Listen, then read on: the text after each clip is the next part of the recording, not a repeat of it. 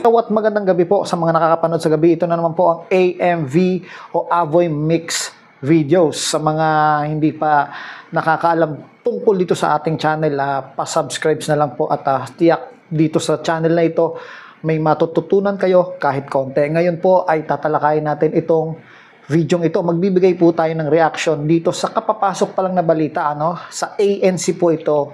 Nakita ko na lumabas ang pagbibitiw po ng ating Vice President na si Sara Duterte. So panoorin po natin yung kanyang video, Sige po. Sa 2 taon nating pagsasama, ang kwentong nabuo natin ay kwento ng kapit-bisig na pagtaguyod sa adhikaing maitatag ang isang bansang makabata at batang makabansa ang nagtatapos rin. Earlier today, June 19, 2024, I sought an audience with the President and tendered my resignation as the Secretary of Education effective July 19, 2024. I have given my 30-day notice to ensure the proper and orderly transition for the benefit of the next Secretary.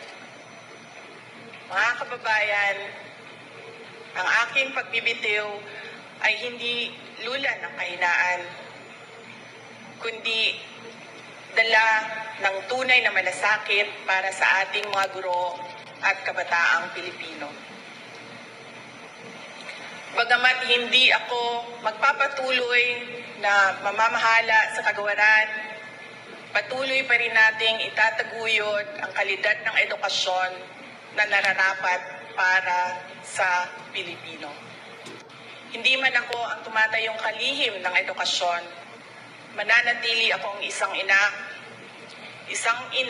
na nagmamatyag at titindig para sa kapakanan ng bawat guro at bawat mag-aaral sa Pilipinas. Para sa isang matatag na Pilipinas. Mga kababayan, lahat ng ating ginagawa ay para sa Diyos, sa bayan at bawat pamilyang Pilipino. Syukuran. Thank you. So, yun po, tungkol po dito sa pagbibitiw niya. Hindi man po ito pagbibitiw sa pagiging isang vice presidente, Ito po ay pagbibitiw niya doon sa gabinete nung itinayong binuong gabinete ng ating Pangulong Ferdinand Marcos Jr. So, kasi po, sa akin pong reaction, siya po ay in-appoint doon. So, dapat may asahan tayo sa pagiging pag-appoint sa kanya doon. Hindi dapat siya para sa akin na agad-agad na magbibitaw. Kung ano man yung dahilan niya, siguro igagalang natin yung karapatan niya. Maaari kasing siya ay nape-pressure o isang meron ideolohiya na gusto niyang mangyari pero hindi po siya nakakakuha ng suporta. Maaaring ganon yung mga kadahilanan, hindi niya sinabi dito, Kasi ito pong pagbibitiw niya ay maaaring kapulutan ng aral, maaaring madismaya ka, maaaring din pong marami, kasi isa kang leader, kilala kang ngayon, lalo't ikaw ay isang vice-presidente. So, in-appoint ka doon, siguro mas maganda kung tapusin mo yung term mo dahil in-appoint ka eh. Pero kung mayroon kang siguro sariling dahilan mo o hindi ka nasusuportahan, siguro igalang natin yung kanyang desisyon. Sana hindi lang ito doon sa ang dahilan ng kanyang pagre-resign. Sana ay hindi lang sa isang personal na kadahilanan o may kinalaman sa kanyang ama. Tapos hindi siya nakakuha ng suporta. Sana hindi po. Bagay, hindi naman po niya sinabi dito.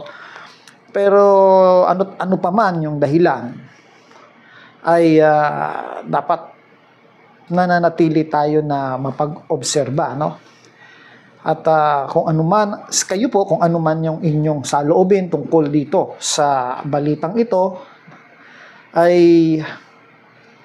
pwede naman kayong mag-comment dyan sa ating comment box.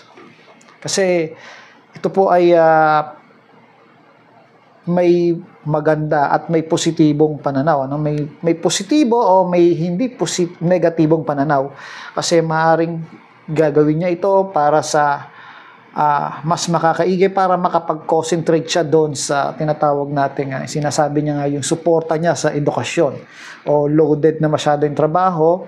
Sabagay, pwede nating sabihin na magbawas tayo ng ating trabaho kung hindi naman talaga kaya, para doon sa isang portion na gusto nating i-develop ay mas mai-develop natin ito ng tawag dito ng mas maigi at mas functional, yung ating magiging resulta. So, dalawa lang ang nakikita ko dito.